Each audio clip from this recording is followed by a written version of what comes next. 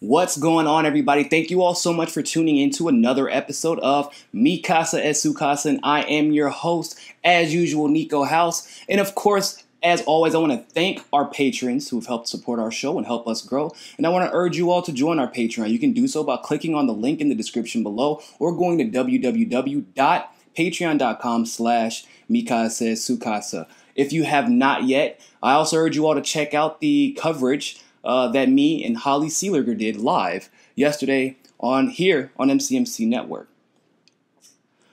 So, it looks as if YouTube is about to make another push to censor the truth once again. It seems like they're always attempting to do this ever since the 2016 election, where a lot of people figured out that a lot of the things that the mainstream media was telling us was nonsense.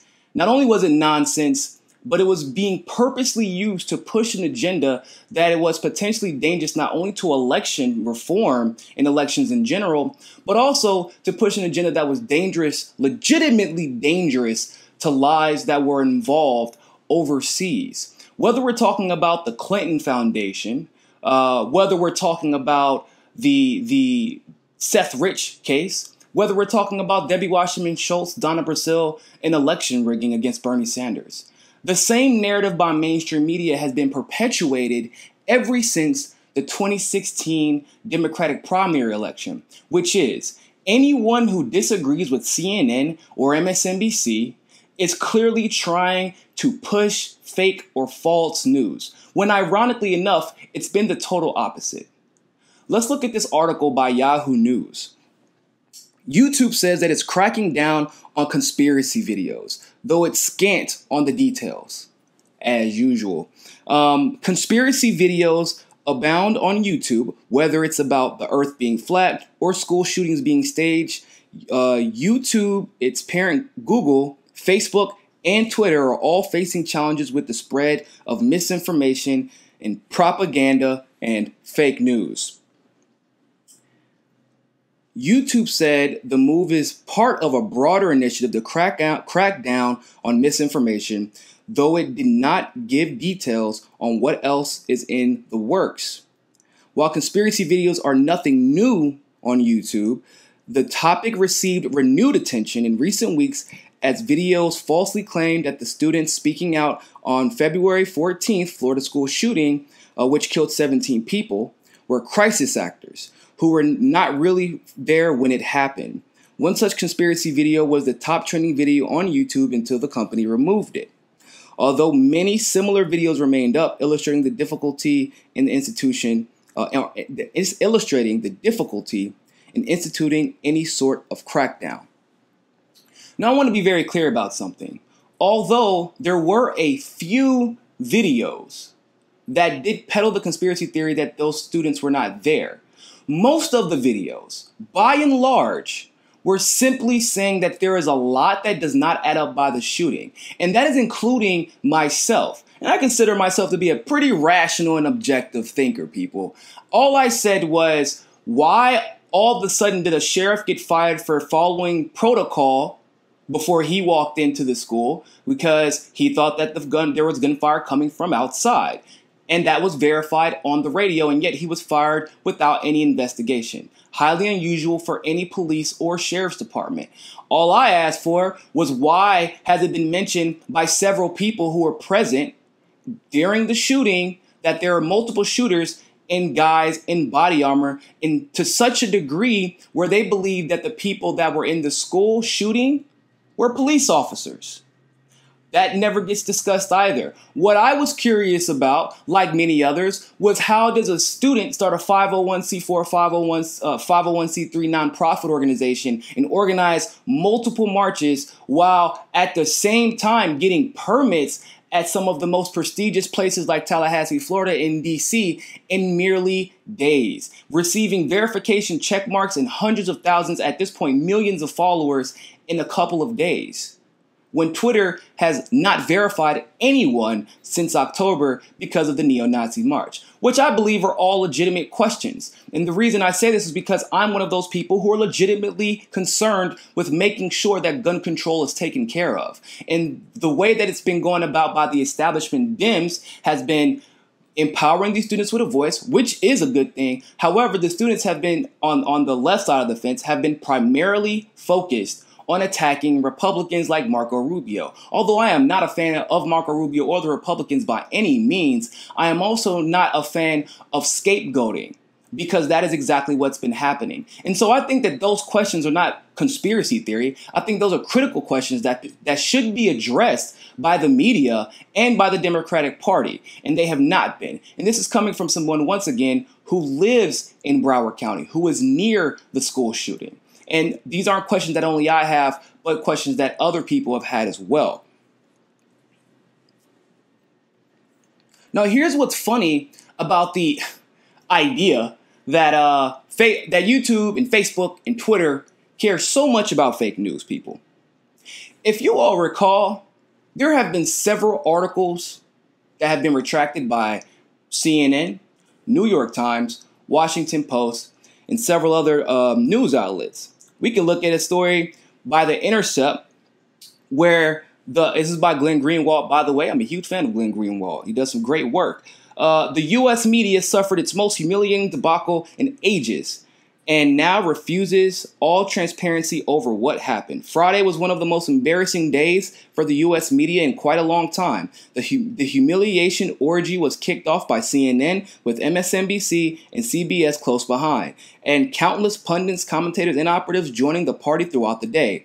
By the end of the day, it was clear that several of the nation's largest and most influential news outlets had spread an explosive but completely false story to millions of people while refusing to provide an explanation as to how it happened.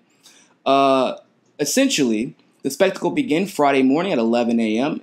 Eastern, when the most trusted name in news, quote unquote, spent 12 straight minutes on air flamboyantly hyping the exclusive bombshell report that seems to prove that WikiLeaks last September had secretly offered the Trump campaign, even Donald Trump himself, special access to the Democratic National Committee emails before they were published to the internet. As CNN sees the world, this would prove collusion. Yeah, Glenn Greenwald's funny. But as CNN sees the world, this would prove collusion between the Trump family, WikiLeaks, and more importantly, between Trump and Russia, since the U.S. intelligence community regards WikiLeaks as an arm of Russian intelligence, and therefore, so does U.S. media. The entire revelation was based on an email that CNN strongly implied it had exclusively obtained and had in its possession, but the email was later figured out that though it was impossible to convey the words,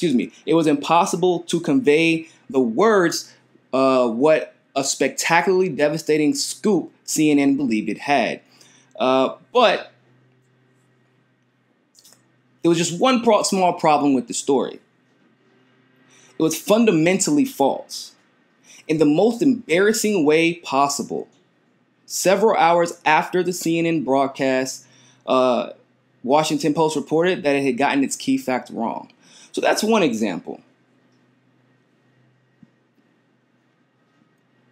We can look, and that was from September 12th, 2017. Now we'll look at another article from September the 28th, 2017, also by The Intercept. The title of this story: Yet another major Russia story falls apart. Is skepticism permissible yet? Last Friday, most major media outlets touted a major story about Russian attempts to hack into the U.S. voting systems based exclusively on the claims by the Department of Homeland Security. Russians attempted to hack elections in 21 states in the runner-up of last year's presidential election. It began with the USA Today article. So what's wrong with this story? Just one small thing. It was also false. The story began to fall apart yesterday when the Associated Press reported that Wisconsin, one of the states included in the original report, for obvious reasons, caused the most excitement, did not, in fact, have its elections targeted by Russian hackers, and that was actually released by AP Central US in a tweet that said, either they were right on Friday and this is a cover-up, or they were wrong on Friday and we deserve an apology. And that was by Mark Thompson, Wisconsin Elections Commission.